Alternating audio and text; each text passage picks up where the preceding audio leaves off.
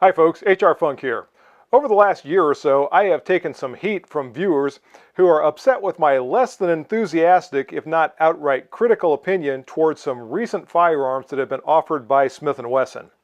I've had some viewers accuse me of being upset with Smith & Wesson for not sending me free firearms for review, which I think is pretty comical. If that were the case, I would be upset with virtually everyone in the firearms industry since no one sends me firearms to review for free. In fact, the only firearms that I get without paying for them are the ones that are loaned to me by House of Pain Armament, and those, if I want to keep them, I have to fork over some dough. Other viewers have called me a Smith & Wesson hater, and they have said that I have made negative comments towards some of the new firearms that have been offered by Smith & Wesson because I just don't like the company and don't like their products and what have you. Again, nothing could be further from the truth. In fact, I am a lifelong Smith & Wesson fan, which is part of the reason I have been so disappointed with some of the products that I've seen over the last few years. It just amazes me that the company that produced firearms like this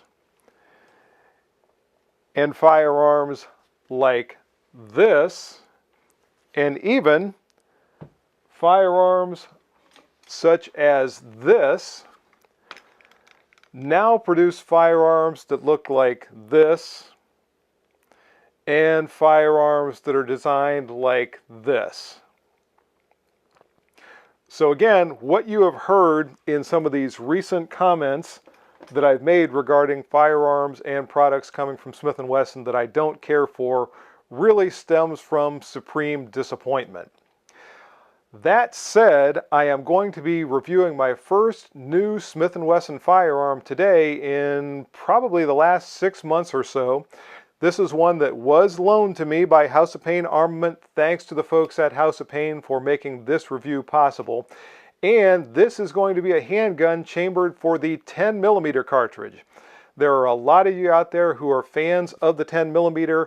I am a fan of the 10mm to a point.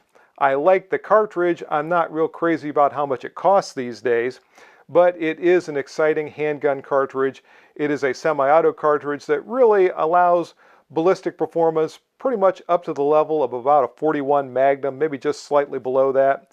And in that context, it can be very effective for many different applications.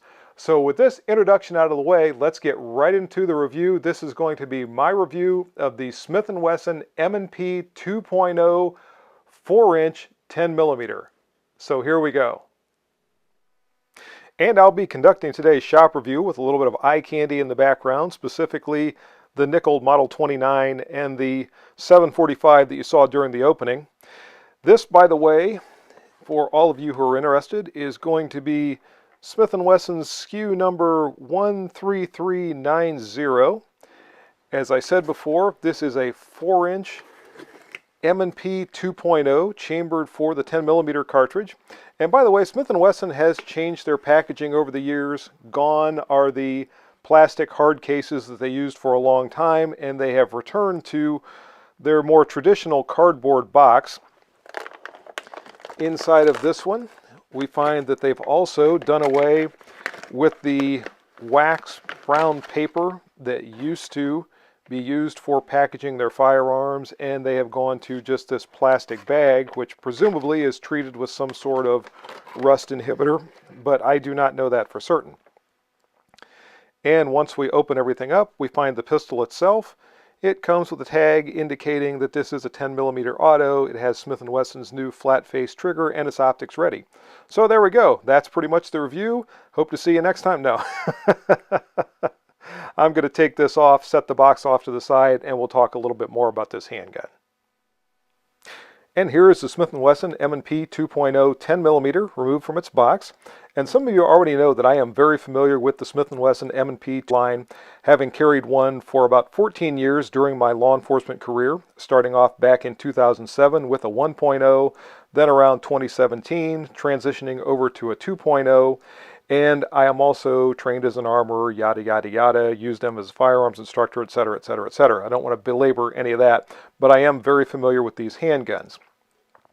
This one has all the common features that are associated with the 2.0 line, so I'm not going to spend a lot of time talking about those. They have been discussed in any number of previous videos, and what I'll say is this does have all of those features that we typically associate with the M&P 2.0s. I am, however, going to spend some time talking about some of the differences between this specific M&P 2.0 and some of the others that we see in the M&P line. And switching over to a starboard side view, some of you have probably already noticed that this specific M&P has a manual thumb safety. Some of you also probably know that I'm not a big fan of that type of a feature on a handgun like this, but that is a characteristic of this specific SKU, and this was the model that House of Pain Armament had available for me to bring home for review, so I'm going to put up with the thumb safety, and I'll just mention again that I don't particularly care for it. In terms of accessories, along with the handgun itself, included in the box are two 15-shot magazines, so thank you Smith & Wesson for not shipping a firearm that only has one magazine. Two magazines, there are a total of 4 different size grip inserts to customize the feel of the backstrap to your hand. Also, there is a variety of adapter plates for different types of optics. I'll talk about those in a little bit. There's a bicycle lock and there is an owner's manual. That's everything that comes along with this handgun. Now, as I said earlier, this is the 4-inch version of this pistol. It's available in a longer version as well. A lot of people think 4 inches is the perfect size handgun for carry and concealment. I'm not sure that it makes a big difference when it comes to 4 inches as opposed to 4 1/4 inches as opposed to 3 3/4 inches, but a lot of people are of that mind, so I'm not going to debate that here in this video. Since this is a 10mm, it is built on Smith & Wesson's slightly larger M&P frame size. This would be the same frame as is used for the 45 M&Ps. Dimensionally, it has an overall length of 7.2 inches, a height of 5.6 inches, a thickness of 1.3 inches, and a weight of 28.5 ounces unloaded. That is with no magazine. When you add an unloaded magazine, the weight goes up to 31.6 ounces, and we will also take a look at the loaded weight of this handgun a little bit later in the video. Starting our top-down look at the M&P 10mm 2.0, we can see that it has what Smith & Wesson calls their optic height sights. This is a 3-dot system. Both the rear sight and the front sight are dovetailed into the slide, and both can be adjusted for windage, obviously, but neither one can be adjusted for elevation. The only way the elevation could be changed would be to actually swap out the sights. As has been mentioned previously, this is an optics-ready handgun, and we see the cover over top of the optic platform right here. And as I mentioned also, there are a variety of different adapter plates to accommodate different optics for this handgun. Basically, if you have an optic out there you like, it's probably going to fit one of the adapter plates that goes along with this pistol. So you shouldn't have any problem mounting whatever optic you prefer to this Smith & Wesson M&P. The slide of the M&P is constructed of stainless steel, and both the slide and barrel are coated with Smith & Wesson's Melinite coating. Also, we see an equipment rail here at the front of the frame, and you can see the extended stainless steel chassis inside these window cutouts, which adds stability to the frame and helps reduce flexing and torque while shooting. This pistol has Smith & Wesson's fish scale design, front and rear slide cocking serrations. The thumb safety that I mentioned previously is ambidextrous, as is the slide stop, which you can see on both sides of the frame there. The magazine release is not ambidextrous, but it can be reversed. So if you prefer, it's very easy and quick to swap it from the left-hand side of the frame to the right-hand side of the frame. Grip texture is Smith & Wesson's aggressive 2.0 style, which I prefer. Some shooters don't like this. They think it is too coarse. It does not bother me at all, and it affords me a good grasp on the pistol. We also see a slight undercut at the rear of the trigger guard. The front of the trigger guard is squared off, but there is no texturing whatsoever there. There is slight beveling to the magazine well. You might be able to see that there. There is also a scalloped area on either side of the grip frame. So if you had to remove a magazine that was stuck in place, you can get a hold of the base pad and pull it out. The other thing you might notice if you looked close is there is a lanyard attachment point right there. The magazine is constructed of stainless steel. It does have witness holes, and the witness holes are marked for cartridges 5 through 15 that you see here on the back. The trigger of the M&P 2.0 series has been updated a couple of times. This is a different trigger than Smith & Wesson started out with in the 1.0 pistols, and they, as I said, have changed it once or twice in the 2.0 pistols. According to Smith & Wesson, this is a vast improvement in trigger quality. I'm not so sure I agree with that. It is, however, different. It looks cool, and of course, I think it might be designed to catch fishermen rather than fish. One of the things that I notice is as I squeeze the trigger, and you can probably hear this, it is very rough and gritty in the initial take-up. And I've traced that grittiness to the striker block, which is not moving real freely up and down back here in the rear of the slide. And I think the top of the disconnector is also a little gritty, so along with the striker block not moving real freely, there is some grit as the disconnector is trying to slide up and underneath that striker block. And if you can hear that, it just doesn't sound very good. As I press the trigger, the brake is pretty nice. I'm not really noticing any creep in the trigger. There is some over travel, and you can probably see that there. So as I'm pressing, you'll notice the movement once the trigger releases right there. So we've got some over travel. It's not terrible, but it is noticeable. And reset is a little farther forward than it is with a lot of other handguns. Notice the movement as I allow the trigger to go forward and listen for the reset. Now, Smith & Wesson is very proud of this reset because it is tactile and audible. I can hear it. I don't feel it so much as I hear it. All in all, I would say the trigger is okay. It's not tremendous. I'm going to weigh it here in a little bit. I think I'm also going to compare it to my old M&P 1.0 just to see how much difference there is in this trigger. Now, admittedly, this is a brand new unfired handgun. My old pistol has many, many rounds through it, but I still think it has the best trigger of any M&Ps that have been designed so far. And I just want to compare it to this new pistol to see how much difference there is in that trigger. Okay, I'm going to see if I can get a trigger pull weight on this pistol.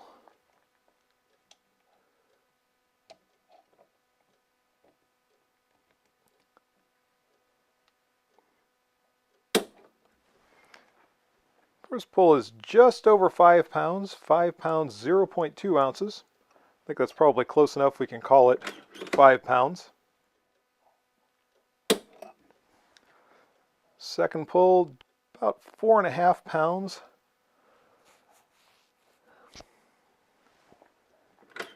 And we'll try one more.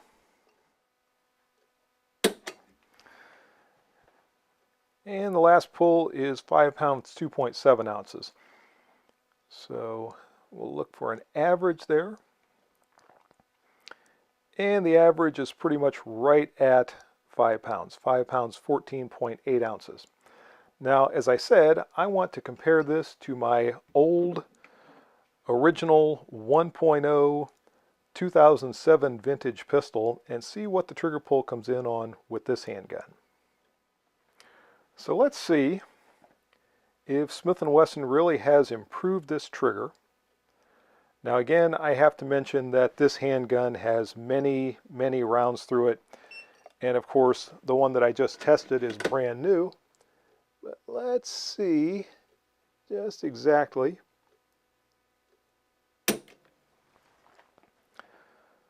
Five pounds, 2.7 ounces.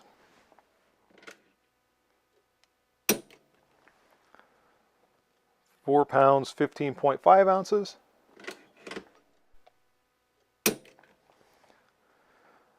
5 pounds, 0.6 ounces for a 3-pull average of 5 pounds, 0.9 ounces.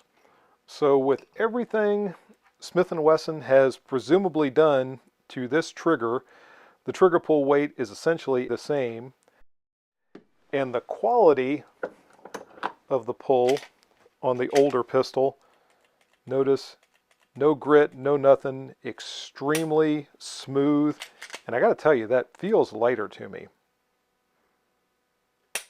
And it could be that this has the curved trigger that breaks a little farther back, and it just feels like maybe my finger has a little more leverage on it. Whereas the new pistol has the more flat face trigger with the trigger blade and all that. And again, there's that grit right there. And it just feels heavier to me. It just does not feel as good as the older pistol. So I maintain what I have always said, the original M&P pistols had the best trigger in terms of quality and pull weight of any of the M&Ps. I don't know why they ever messed with that. Now, when we talk about reset,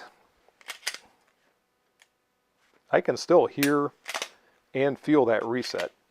So, right there. In fact,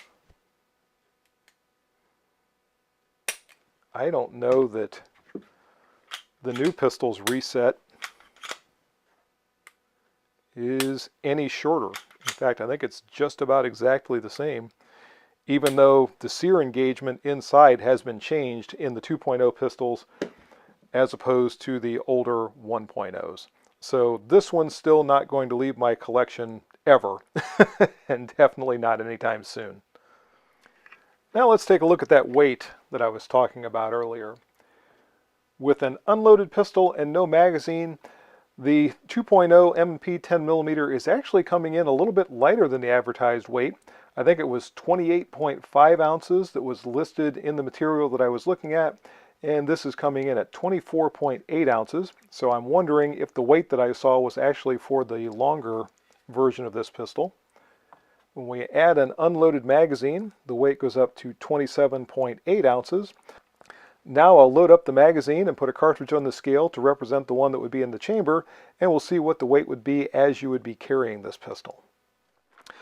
By the way, the ammunition for today's test was supplied by House of Pain, and this is their 10mm 180 grain poly-coated round nose flat point ammunition. I have 15 rounds of that ammunition in the magazine, and we add one that would be the round in the chamber, and the weight goes up to 37.6 ounces as you would carry this handgun. Mounting an optic to the M&P 2.0 is a very straightforward process, and I believe this is the same system that Smith & Wesson has been using for a long time. They might have added an additional adapter plate, but otherwise this is all very familiar.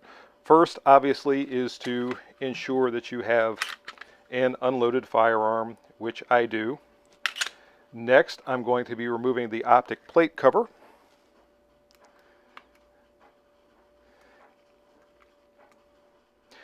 And once the screws are removed, you can remove the optic plate cover. By the way, this thing did not want to come off very easily. It took a little bit of convincing to get it to let go, but that is going to expose our optic mounting platform.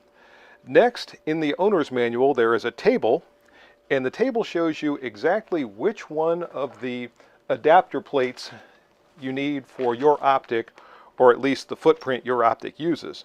In this case, I need the adapter plate number 1. I'm going to pull that out and position it on the pistol and then go on from there.